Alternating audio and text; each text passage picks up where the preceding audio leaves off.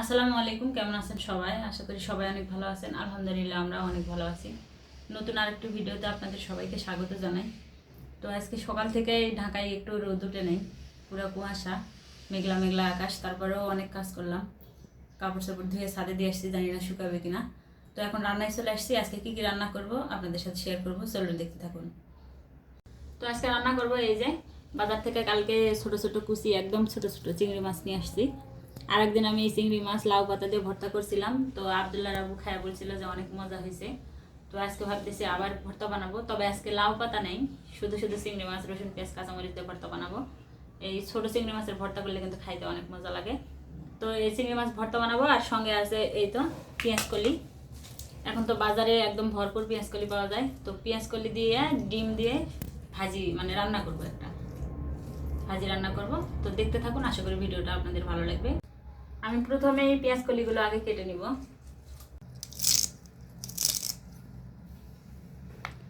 এই যে এইভাবে সবগুলো পেঁয়াজ কলি কেটে নেব। তো এই যে আমি পেঁয়াজ কলিগুলো সবগুলো কেটে নিছি, সব কাটা শেষ। আমি পুরো এক আটি পুরাটাই নিছি। আর এই যে আলুগুলো ছিলাই নিছি। নতুন আলু তো পিছে এরকম করে ঘষা দিলে চোচা উঠে যায়, ছাল উঠে যায়। এখন এখানে 2-3টা আলুও দিয়ে দিব ভাজির মধ্যে, এই জন্য আলুগুলো আমি ছোট ছোট করে কেটে নিব। এই যে এরকম করে আলুগুলো কেটে নেব, 2-3টা আলু দিব, তাহলে খেতে ভালো লাগবে। চিংড়ি মাছগুলো আমি এই যে এইভাবে বাছা নিচ্ছি সবগুলো। এগুলো যেহেতু পাটায় বাটে ভর্তা বানাবো, এই জন্য এগুলো মাথা টাথা কিছু ফেলাবো না। এভাবে শুধু দেখতেছি ময়লা টয়লা আছে কিনা, বাছা নেওয়ার পরে ধুয়ে নিব। তো এইভাবে সবগুলো চিংড়ি মাছ আমি বেছে নেব। পেঁয়াজ কলিগুলো আমি অনেক সুন্দর করে ধুয়ে নিচ্ছি।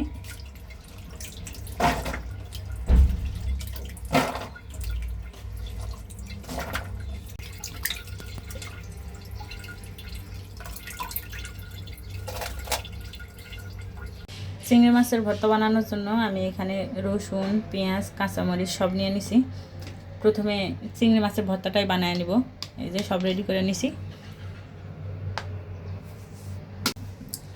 কড়াইয়ে তেল দিয়ে দিছি, গরম হয়ে গেছে। এখন আমি সব দিয়ে দিব। এখানে কয়েকটা শুকনো মরিচও নিছি, কারণ ভর্তা একটু ঝাল ঝাল না হলে ভালো লাগে না। শুকনো মরিচ, কাঁচামরিচ সবই দিছি। এখন রসুন, পেঁয়াজ আর মরিচ সবগুলো একসাথে ভাজে নেব।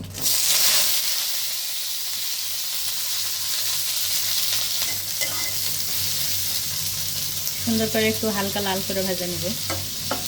এই তো পেঁয়াজ রসুন একটু অল্প করে ভাজা নিছি। এখন চিংড়ি মাছগুলো দিয়ে আবার একসঙ্গে ভালোভাবে ভাজবো।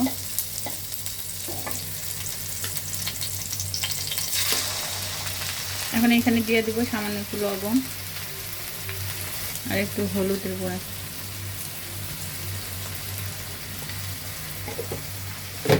আর কিছু দিব না। এখন ভালোভাবে চিংড়ি মাছ এর সঙ্গে সব কিছু ভালোভাবে ভেজে নেব। অনেক সুন্দর করে আমি চিংড়ি মাছের সব কিছু ভাজা নিছি। এই তো একদম লাল করে ভাজা নিছি সব কিছু। বেশি ভাজলে পুরো দিলে আবার ভর্তা খেতে ভালো লাগবে না, এই জন্য লাল লাল করে ভাজা নিছি। এখন সবগুলো উঠে নেব।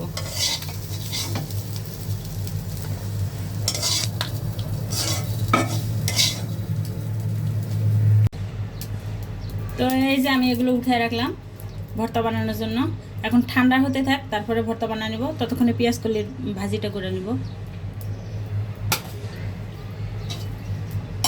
কড়াই গরম হয়ে গেছে, তেল দিয়ে দেবো। এখানে আমি ভাজিতে দেওয়ার জন্য কাঁচামরিচ আর পেঁয়াজ কাটে রাখছি, দিয়ে দিলাম।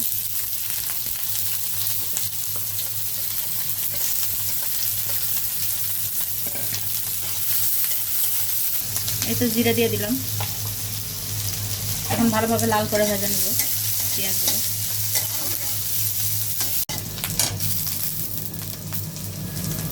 পেঁয়াজগুলো লাল করে ভাজা হয়ে গেছে। এখন আমি পেঁয়াজ কলিগুলো দিয়ে দেব।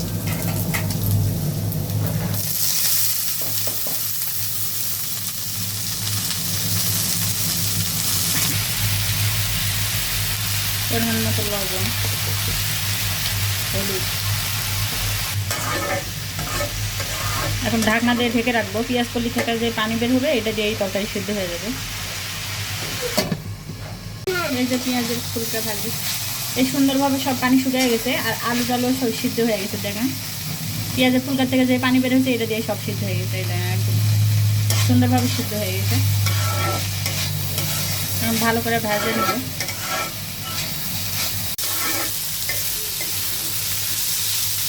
সুন্দরভাবে ভাজা হয়ে গেছে। এখন এইখানে ডিম দিয়ে দিব। এই যে মাঝখানে একটু জায়গা করে নিচ্ছি, এইখানে ডিম ভাঙা দিয়ে দিব।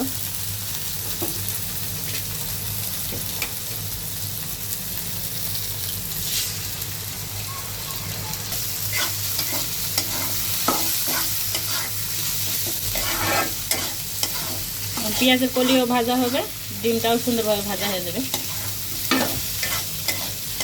পেঁয়াজের কলি যেহেতু আমার কম, এই জন্য আমি ডিম একটা দিলাম, বেশি হলে আরও বেশি ডিম দেওয়া লাগতো।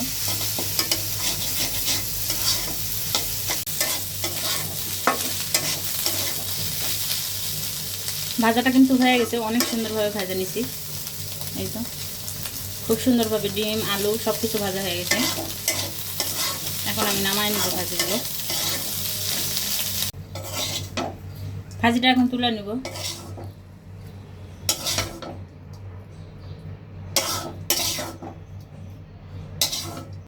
এই তো ভাজি ভাজা রাখা দিয়ে আমি পেঁয়াজ কলি ভাজিটা করে নিছি। এখন এই ভর্তাগুলো সব বাটা নেব। আর আব্দুল্লাহ দেখেন কুলে দেশে বসে গেছে, ভর্তা যে বাটবো আব্দুল্লাহ কুলে দেশে বসে রয়েছে। নামো। কেন নামবা না? আমি কাজ করবো।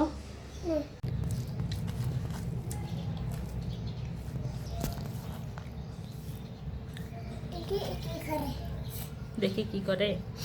একসঙ্গে বাটা হবে না, দুইবারে নিতে হবে, নাহলে ছোট পাটা তো পড়ে যাবে। অল্প অল্প করে বাটা নেব আমি।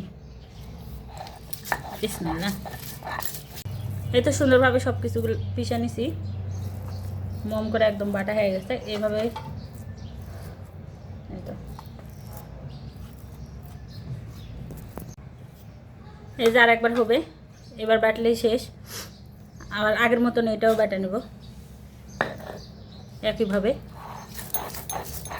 এই ভর্তাটাও বাটা হয়ে গেছে। এই যে এখন আমি সবগুলো পাটাই নেব, এখানে সর্ষের তেল দিয়ে দেব।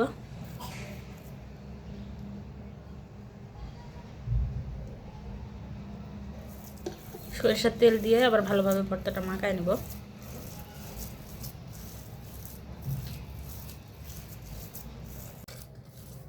সুন্দর করে সরিষার তেল দিয়ে ভর্তাটা মাখায় নিছি। এখন ভর্তা মাখানো হয়ে গেছে, উঠে নেব। এই তো চিংড়ি মাছের ভর্তা বানানো হয়ে গেছে। তো আজকে রান্না বান্না তো শেষ, দুপুরে রান্না করলাম। এই তো পেঁয়াজ কলি আলু, নতুন আলু, ডিম দিয়ে ভাজি করছি। এই ভাজিটা খেতে কিন্তু অনেক মজা হয়। আর এখানে চিংড়ি মাছ ভর্তা, চিংড়ি মাছের ভর্তা। তো দুটো রান্নাই অনেক প্রিয় আমার। তো আজকে রান্না বান্না তো শেষ হয়ে গেল। রান্নাগুলো আমার কেমন হয়েছে জানাবেন সবাই। তো আমার এই ভিডিওটি যদি আপনাদের ভালো লেগে থাকে অবশ্যই আমার চ্যানেলটি সাবস্ক্রাইব করে দিবেন। সবাই লাইক, কমেন্ট এবং শেয়ার করবেন। ভালো থাকবেন, সুস্থ থাকবেন। আল্লাহ হাফিজ সবাইকে।